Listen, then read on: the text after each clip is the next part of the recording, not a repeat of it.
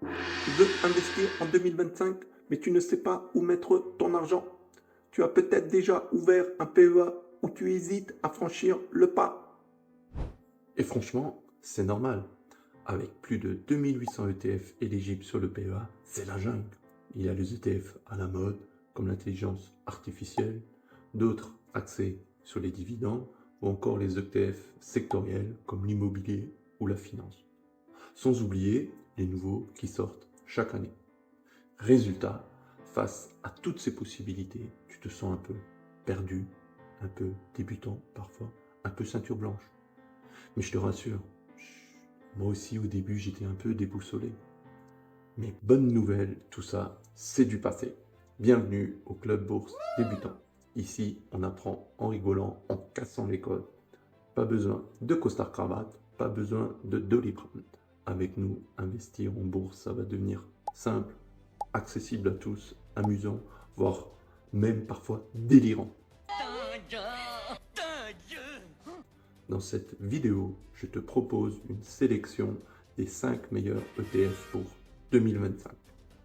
En moins de 15 minutes, tu sauras par quoi commencer, quel piège à éviter et comment construire un portefeuille solide, sécurisé, performant. Alors prêt à passer dans les petites ceintures roses? Ah ben, les grandes ceintures noires en bourse. Allez, banzai! Avant de te montrer mon top 5 ETF PEA 2025, on va écouter un vieux sage. Ce n'est pas les étoiles brillantes qu'on vise en premier, ce sont les fondations solides. Et pour moi, les fondations de mon portefeuille sont constituées d'ETF géographiques larges, pas d'ETF bling bling à la mode, genre le métavers ou je ne sais pas trop quoi. Les autres ETF, comme les ETF sectoriels ou thématiques, c'est un peu comme les épices dans un bon plat. Ils viennent en complément du plat principal avec des petites quantités. Leur rôle, c'est d'ajouter un peu de piment, autrement dit un peu de dynamisme à ton portefeuille, mais pour ma part, ils n'en seront jamais la base. Car pour moi, les ETF géographiques offrent 4 avantages décisifs par rapport aux autres. Le premier, c'est que les ETF tendance, c'est sympa, mais bon, les géographiques ont une pérennité supérieure aux tendances éphémères. Beaucoup de thèmes disparaissent ou sous-performent. Exemple, le fameux ETF YOLO sur le cannabis qui a perdu environ 70% depuis son lancement en 2018. Et là, ton argent part littéralement en fumée, et ça au club bourse débutant, on n'en veut pas.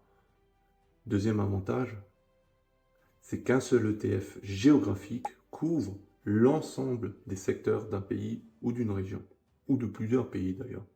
L'industrie, la santé, la tech, l'énergie, tout est déjà inclus dans le même ETF. C'est comme un super menu complet. Tu as de l'entrée, du plat, du dessert, mais version boursière. Et ça va nous amener au troisième avantage. On n'a pas besoin de deviner quel secteur va cartonner dans les prochaines années. Comme tu es déjà exposé à tout, tu profites automatiquement des gagnants. Et si un secteur passe par une mauvaise phase, pas de panique. Les autres sont là pour compenser. Résultat, ton portefeuille est beaucoup plus équilibré et toi, tu es beaucoup plus serein. Autre avantage, c'est qu'en restant centré sur des pays développés ou en forte croissance, comme l'Inde l'an dernier, et pas en choisissant des ETF exotiques sur le Mozambique ou le Venezuela, tu peux, selon les données historiques, viser un rendement moyen de 7 à 10% par an. Et là, ça c'est quand même intéressant, vu qu'on cherche à faire bonifier son argent grâce à la bourse. Évidemment, comme tu t'en doutes, il y a d'autres avantages et inconvénients, mais passons maintenant à la sélection des 5 ETF. Je te tiens à te préciser que chacun de ces 5 ETF a des atouts uniques, soit sa composition, sa performance, son historique. Il sera crucial de bien les choisir en fonction de ta stratégie d'investissement, de ta tolérance au risque, de tes objectifs financiers, du temps que tu veux y accorder. Certains pourront devenir la base de ton portefeuille et d'autres, comme on l'a dit, sont simplement des petits compléments stratégiques. Et rappelle-toi, je ne suis pas conseiller financier, juste un passionné un peu décalé qui partage son expérience avec humilité et bienveillance. Fais toujours tes propres recherches avant de prendre des décisions d'investissement. Pour certains analystes, ce premier ETF pourrait, dans les années à venir, tenez-vous bien, surperformer le S&P 500. Ouais, tu as bien entendu. Et son petit nom, c'est le Amundi MSCI, Emerging Markets. Son nom de code de bourse, autrement dit ce qu'on appelle son ticker, c'est le PAEM. Il s'agit d'un ETF qui regroupe environ 1400 entreprises réparties sur 24 pays émergents. Géographiquement, la Chine est largement le leader, suivi de Taïwan et de l'Inde. Il couvre des géants économiques en pleine croissance, souvent ignorés par les investisseurs débutants. Par exemple, on va retrouver des belles boîtes comme Samsung, Semiconductor ou Alibaba. En moyenne, il affiche un rendement net de 5,5% par an. Si tu crois au potentiel de croissance des marchés émergents dans les années à venir, tu peux allouer une petite part de 5 à 15% à ton portefeuille. Car investir dans les pays émergents n'est pas sans risque. Corruption, scandale financier, instabilité politique, tout ça, ça peut secouer la confiance des investisseurs et rendre ces marchés plus imprévisibles. Et c'est notre deuxième vidéo. Si tu aimes ce style, sans migraine, sans costard, dis-nous-le en commentaire et abonne-toi. Tes retours sont très précieux pour nous aider à obtenir le César du plus mauvais acteur. Et en fait, si je te disais maintenant qu'il existe un ETF européen, pas très cher, très bien diversifié, et qui explose largement le fameux SP500 en ce début d'année 2025. Ouais, l'Europe, on l'oublie souvent, parfois on la moque, mais discrètement et régulièrement, elle est performante. En témoigne en ce moment, à l'heure où je tourne cette vidéo, l'ETF Europe, il est environ à moins 2%, alors que son homologue américain avec son code PSP5, lui, il est à moins 16%. Cet ETF couvre 17 pays d'Europe de l'Ouest, dont évidemment, tu t'en doutes, les grosses locomotives que sont la France, l'Allemagne, la Suisse et le Royaume-Uni. Cet ETF, en fait, il faut que tu l'imagines comme un grand panier garni avec 600 entreprises, d'où le nom Eurostock 600. On va y retrouver des industriels géants, matures, de tout secteur comme Nestlé, Roche ou Total. En fait, cet ETF, c'est une option intéressante. En fait, il a un super avantage, c'est qu'il a un prix de la part qui est très abordable, aux alentours de 15-16 euros. Et ses frais, waouh, franchement, ils sont super compétitifs. On est à 0,18 par an. Sur le plan de la la performance, l'ETF affiche un rendement moyen historique aux alentours de 8%. Donc là, pareil, très bien. L'économie européenne n'est certes pas la plus dynamique, mais elle s'appuie sur des entreprises solides financièrement. Selon ta stratégie et tes convictions, lui laisser une petite place dans ton portefeuille peut être un choix sage. Allez, maintenant, on va prendre l'avion ensemble, direction les United States of America, à savoir les États-Unis. Et là-bas, sur la troisième marche de notre podium, on trouve l'icône, la superstar, le TF Amundi SP500, surnommé le PSP5 pour les intimes. En fait, on va dire qu'il est l'indice de référence mondial. À lui seul, il va représenter environ 50%, c'est-à-dire la moitié de la capitalisation boursière mondiale. À titre de comparaison, CAC 40, il est à peine à 3%. Cet ETF, on l'adore car il est capitalisant. Donc ses dividendes seront automatiquement réinvestis. T'as rien à faire, juste à encaisser ton argent. On l'adore aussi car il a des frais extrêmement faibles, de l'ordre de 0,12%.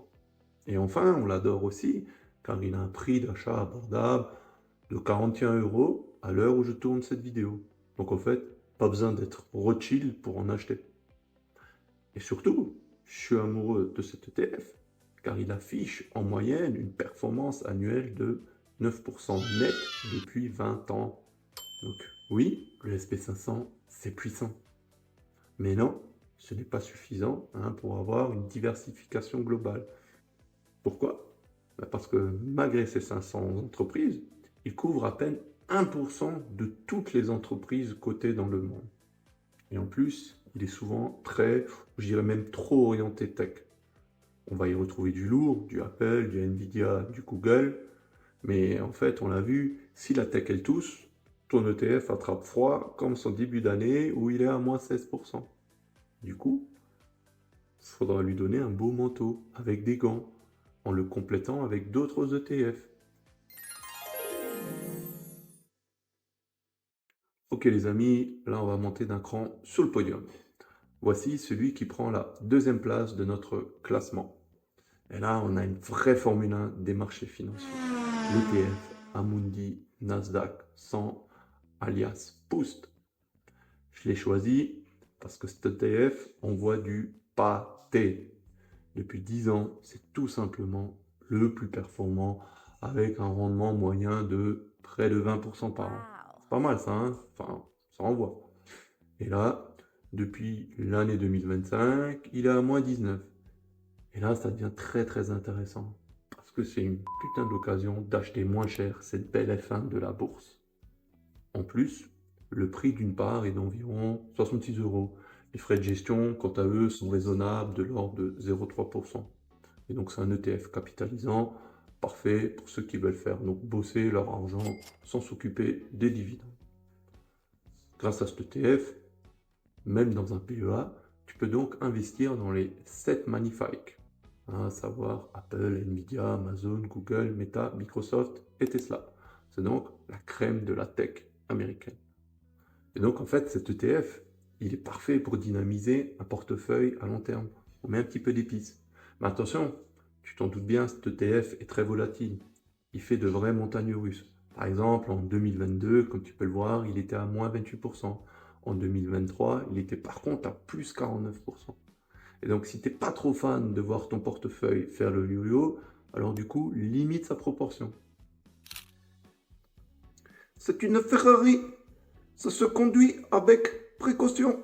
Faut savoir doser sa place dans le portefeuille pour éviter la sortie de route. Et toi, si tu as deviné lequel est numéro 1, mets-nous ton pronostic en commentaire. Et donc, celui qui grimpe directement sur la première marche du podium, c'est le DCAM. C'est un ETF géographique qui regroupe 1400 entreprises issues de 23 pays développés. Cette couverture mondiale et cette grande variété de secteurs en font donc un choix incontournable pour investir de manière stable, équilibrée, passive, justifiant ainsi sa place de number one. Le DCAM, c'est le petit nouveau de chez Amundi. Il a été créé cette année. Et il a été pensé pour remplacer son prédécesseur, le fameux CW8, qui était devenu un petit peu inabordable. En effet, celui-ci, sa part était aux alentours de 500 euros et des frais quand même relativement élevés, de l'ordre de 0,38%. Le DCAM, lui, frappe fort. Moins de 5 euros la part et les frais aux alentours de 0,2, quasiment 2 fois moins. Donc ce qui est très bon pour un ETF aussi diversifié. C'est donc une version plus abordable pour les investisseurs débutants ou alors pour celles et ceux qui ont une capacité d'épargne plus limitée. Parce qu'avant, il fallait quand même mettre 500 euros pour avoir une part. Là, avec 500 euros, vous en avez quasiment une centaine. Ok. Et pour ceux qui veulent que mettre 200 euros tous les mois, vous pouvez, avec 5 euros, quand même en acheter une quarantaine. Donc, avec cet ETF, le DCAM, on peut donc espérer, dans les années à venir, une performance moyenne aux alentours de 10%. Et nul doute qu'il va devenir l'un des ETF phares dans les années à venir. Dis-moi en commentaire quel ETF tu as choisi pour ton PEA. Maître Miyagi est très curieux, tu sais. Et si cette vidéo t'a éclairé, alors partage-la, lâche un petit pouce bleu et abonne-toi pour le prochain cours de bourse sans costard cravate ni Doliprane.